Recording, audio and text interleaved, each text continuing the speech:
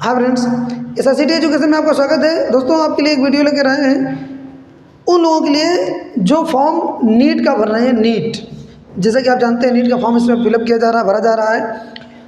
अगर आप नीट का फॉर्म भर रहे हैं तो कुछ चीज़ों का विशेष ध्यान रखेंगे, ध्यान रखिए, अदरवाइज आपका फॉर्म रिजेक्ट हो सकता है। क्योंकि आप जानते हैं 1600 रुपये फीस है उसमें। अगर 1600 रुपये की फ़ीस है और फॉर्म रिजेक्ट हो जाएगा, बात पैसे की नहीं है, बात यह है कि कहीं ना कहीं उसके बाद आपको समस्या हो सकती है, नहीं आपका एक मौका चला जाएगा।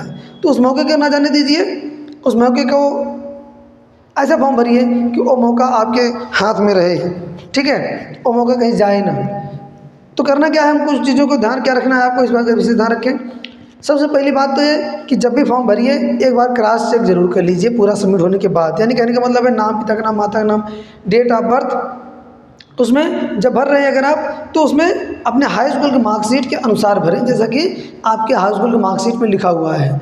नंबर एक बात। दूसरी बात, जब आप ईमेल आईडी का प्रयोग करें तो ध्यान रखें ईमेल आईडी ऐसी हो जो कि आपकी पर्सनल हो, किसी और की नहीं।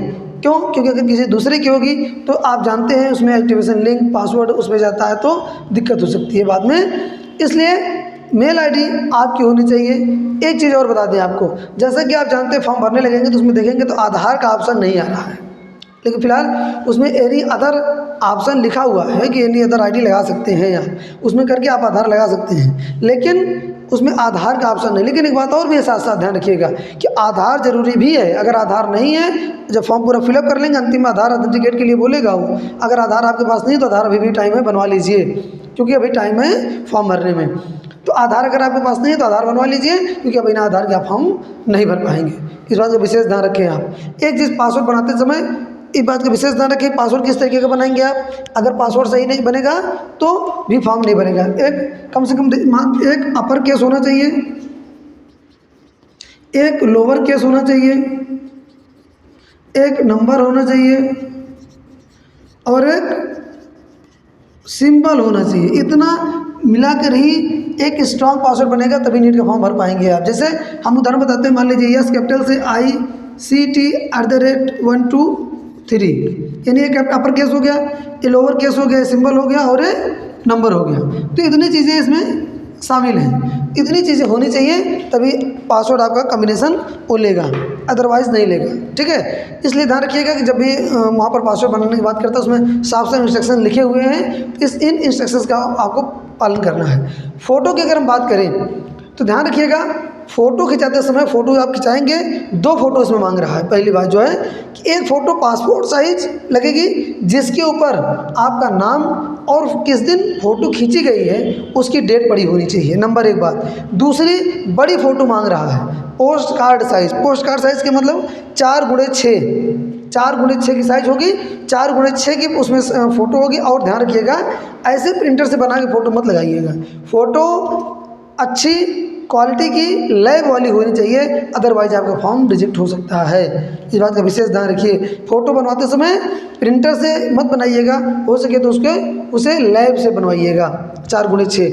इसके साथ साथ फिंगर लग रहे हैं, ध्यान रखिएगा, अब की बार उसमें 10 फिंगर मांग रहा है। फिंगर जब भी लगाइए प्रॉपर तरीके से इंक पैड में डुबो कर, तब किसी सादे कागज़ पे, लाइन वाला कागज़ ना रहे, ब्लैंक पेज रहे, उस पर लगाकर 10 पहले इस तरीके से लगाना है आपको, फिर दोनों अंगूठों को रख देना है, इस तरीके से लगाना है, ठीक है, ध्यान रखिएगा। और फिर उसको प्रॉपर स्कैन करके उसमें अपलोड करना है। एक चीज़, फ़ोटो, सिग्नेचर ये सब JPG में रहेगा, JPG में, बाकी चीज़ें आपको PDF में स्कैन करना है, PDF में स्कैन करके अपलोड करना है, ठीक है। फ़ोटो, सिग्नेचर, थंब, ये सब चीज़ें जो भी हैं, फिंगर, ये सब आपकी JPG में चलेंगे। बाकी जो है वो आपका PDF में से हाई स्कूल की मार्कशीट उसमें मांग रहा है, ठीक है, और चीज़ें जो भी मांगी जा रही हैं उसको आप इसमें PDF में अपलोड करेंगे। सब कुछ पूरा कंप्लीट करने के बाद ही लास्ट में जब उसको पेमेंट पे पहुंचेंगे आप, तो आपको वहाँ पर पेमेंट करना है।